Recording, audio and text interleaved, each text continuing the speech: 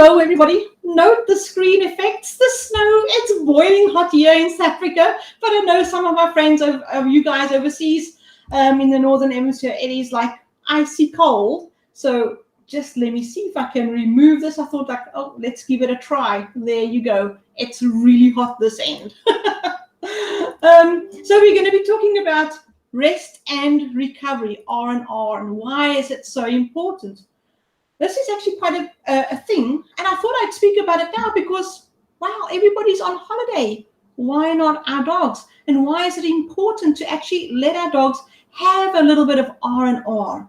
So rest and recovery, it's a real important aspect of any exercise program. So if you are training or you're exercising your dogs, or if you've got if you are doing any kind of conditioning program or sport, your rest and recovery aspect should be included in that program. Always, always, always. And it's especially for your high level athletes, whether they're human or dog. Any high level athlete must have a period of recovery for their dogs. This is super important. And strangely enough, it is the most neglected part of training. Many people don't realize that importance of rest because, oh, let's train. And we humans, we are eager to train, and our dogs don't really help with this because our sport dogs are like, yeah, come, let's go. And we're the ones that need to put on the brakes a little bit sometimes. If your dog is showing or demonstrating signs of fatigue, it's normally like really, really quite late. The dog really needs rest. And we are the ones that have to put on the brakes because our dogs are so eager. They give us the inspiration to just keep on training, and we're the ones that have said, whoa, just hold on, Bessie, we need to take it easy now. You need to recover. So what are we talking about? There are two general types of rest and recovery training periods, principles. And the one is your immediate or short-term rest and recovery. This is the most common thing. It normally happens after a training session, and it's involved in your cool down. So where you're cooling down the dog's body, you are helping that body to recover and restore balance within the body. So you're going from this high heartbeat, dog's panting, and the dog's body is getting warmer and warmer, and now you finish training, you can't just put them away. And to help that body recover and rest after such a big training session is a small process. And so you bring that body heart rate down. Annika, hi! So awesome to have you here. Good evening. So yes, we're saying part of that cool down period is to help the dog's body recover from an intense training situation, to bring the heart rate down, to bring the core body temperature down so that they are not in a suddenly from going from a huge training state to nothing. Because that can actually do some damage to the body in any case. So that's part of a recovery program. You can see about what we talk about cool downs in our warm up and cool down workshop, which you can see on our website. Okay, hi. Oh, good morning to you. Merry Christmas for this weekend. Absolutely, for sure. So we've got that immediate short-term type of R&R, but then there's also a long-term recovery. This is where it's built into mostly like seasonal training, which will include days and sometimes weeks of recovery. And if you are doing, especially if your dog is a top athlete and you are doing a sport, we do get things like trialing seasons. So we are training a dog towards a trialing season where we'll do a couple of trials and we work towards a big nationals or a big world event. And then after that, then training starts to slow down. And then there's a recovery period where dogs should actually really rest. This is super important. And I'm thinking, like, oh, why not now? So my side of the world, it's really hot, almost a little bit too hot to train. And there's no big trialing session happening during Christmas and New Year's. And in your guys' side of the world where it's really cold, it's difficult to train and everything else, and there's no big trialing time unless you have got a big trial coming up now in the first week of January, which is a little bit rare. So my suggestion is take the Christmas and New Year take these 2 weeks and enjoy your dogs. Have some fun with them. It doesn't have to be a training session. It can be nice recovery. And I'm going to show you why this is so important for your dog, for your training, for your outcomes, everything. Don't undervalue that R&R that your dog really needs, especially if they are a sporting dog. There are some benefits to R&R. So the main benefits, if you incorporate proper rest and recovery, you are going to maximize performance. You are going to accelerate any training adaptations. Remember, when you are training your dog and you're wanting the dog to increase their strength, increase their speed, increase your outcomes of your sport, that is the dog's body adapting to new requirements. So you want to accelerate that training adaptation, and you do that through R&R, rest and recovery. You will ensure, if your dog is properly rested, you will ensure consistency in training. Your training will absolutely be more consistent because you're going to minimize fatigue, both mental and physical. If you minimize fatigue, you minimize illnesses in the dog, because if they are overtrained, the body just cannot recover. And then also you reduce that risk of injury, because if muscles are tired, it can't hold the body together well enough when huge demands are placed on the body. Hello, Julie Buckingham, and a Facebook user. Hi, I can't see who you are. Annika, you saying, yes, relax, running around the Christmas tree to save the Christmas decorations. Oh my word, yes. Some dogs, things are moving, therefore we should attack it every day we see it. So this is true. Hi. So we are going to go and see now, when you are recovering and you are looking at training your dog, when you are training your dog and you're putting all of that effort and you're doing things because you want to push the dog, you want to make the dog either stronger, faster, or get more accuracy in your training, all of these things, training adaptation only occurs when you are not training.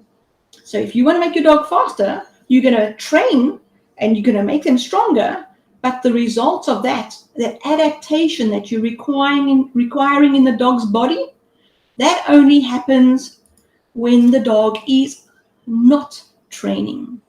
So we'll train for the adaptation, but the adaptation occurs when there's no training. So if you don't have that period of no training, you don't get that adaptation result. You get no results. And after all that work and you're not getting the results, it can be heart sore. So recovery is what you do in between your training sessions, not during training sessions. You must be able to cover both the physical and the mental parts of recovery. That physical and mental fatigue has to be addressed, and that is addressed through rest. Rest the dog, rest the body. The body needs to rest and repair. So when you are resting your dog, you must remember, when we are training, we are actually breaking down muscle fibers all the time.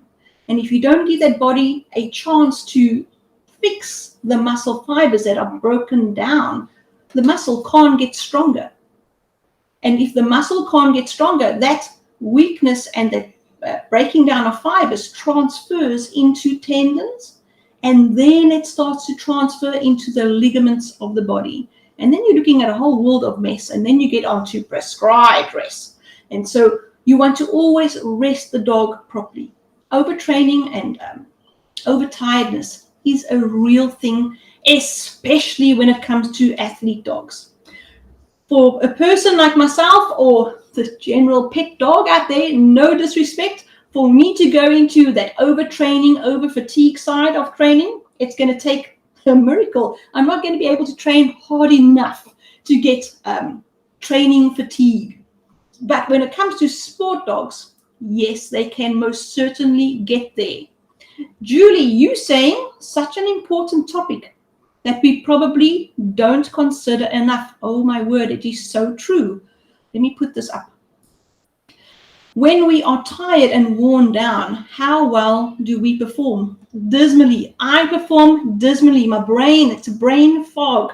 So from my own standpoint, I can't even walk in a straight line half the time if I'm overly tired, just in my brain, or if my body is tired just from going to the gym. Oh my word, you walk around like a newborn calf where you can't straighten out your legs. It's like if somebody's watching, it's hysterical. But for me, it's really terrible. Are we giving our dogs enough quiet and downtime? Probably not. Oh my word. Julie, this is so, so true. 100%. We don't really consider these things because the dogs are so eager to train. And so these things we have to think about and almost force ourselves as trainers, force ourselves and our dogs to go, whoa, let's just take a small break. And I thought this time of the year, it's a perfect time. Nothing is going to be going and rushing and forcing us to go and train. Take the time off. Enjoy the downtime. Enjoy the time with your family and enjoy the time with your dogs because your dogs are part of your family. Enjoy this. This is, oh, Julie, yes, this is such a good thing that you are saying. We don't pay enough attention to it. So when we are looking at that recovery, we must look at both the physical and the mental fatigue that is happening with the dog and the dog's body, because every training we're putting the dog through some stress. We're asking the body to perform faster. We're trying to fix a problem. We're trying to teach the dog something new. That is a new stress on the body, but it's also a new stress on the brain. They've got to think these things through. And how do they process all of this information on a training field? You know, when you are in a lecture at school or university, the person in front is telling you all this thing and you just get information overload. You can't even think straight after attending a day-long seminar. You come home, your brain is like porridge. You can't think of anything. But after a good night's rest and you wake up the next day, that rest allows the brain to reorganize all of your thoughts, all that's happened in the day, all that the body has gone through, and the muscles and the neurons that are firing through the spine in the brain and everything like this. They start to connect. But they only connect when rest is happening, when the brain is switched off. And that's what your dog needs too. So that mental fatigue, it's a thing. It is absolutely real. And we need to give the dogs that rest, that recovery from just training and working out. So when you are looking at resting your dog, just remember that rest, take this holiday, rest. It's not a trialing season. And sometimes it's okay to skip a training day. When we're looking at rest, we're looking at restoring and energizing the body and the mind. It strengthens the dog's body again. Everything gets restored. Once something is restored, it is strengthened. And that adaptation you're looking for in your training session, yes, now it starts to seep into the body, into the muscles, and into the mind, and into the thinking of the dog. It happens when the dog is resting and recharging. Oh, look at this, I'm getting goosebumps. That's when it all happens. And you know what happens when that resting happens? All that training, so we got restoring, energizing, and strengthening, but the training thoughts and ideas, they start to sort themselves up. And they line themselves up, and they are little layers of instructions that gets downloaded onto your dog's brain. And they can organize and sort themselves up so that when the dog is rested, the dog is able to put all that new information that he's managed to get from you and from the training session, put it in order and show you exactly what he's learned. That is the awesomeness of all of these things. Kay, what are you saying? You're saying, oh my word, is switching to a less strenuous activity, such as tracking, still included in the recovery protocol? Ooh, awesome question. I would say sometimes, not all the times. It depends how you track, because tracking is, a dog needs to be actually tracking fit. there's a lot of concentration to follow. So if your tracking is, you're looking for strictness and accuracy in your footsteps, etc., it can be really exhausting. A lot of your search and rescue dogs, they become mentally tired because they have to discern all the smells all the time while they're going looking for something. So there's lots of smells impacting their brain and through their mouth and through the glands, and they have to discern and through the nose, and they have to figure out what are they doing, where must they follow. And these smell molecules are wafting here and there, some are heavy and some are light, and they have to discern as they go. So it all depends on how and what you're tracking. Is this dog, is this a new thing? Is this something, a new learning for the dog? Or is this dog, he knows about tracking, he knows how to do search and rescue, and it's a light exercise for him. So it all depends on the dog. Resting is quite individualized.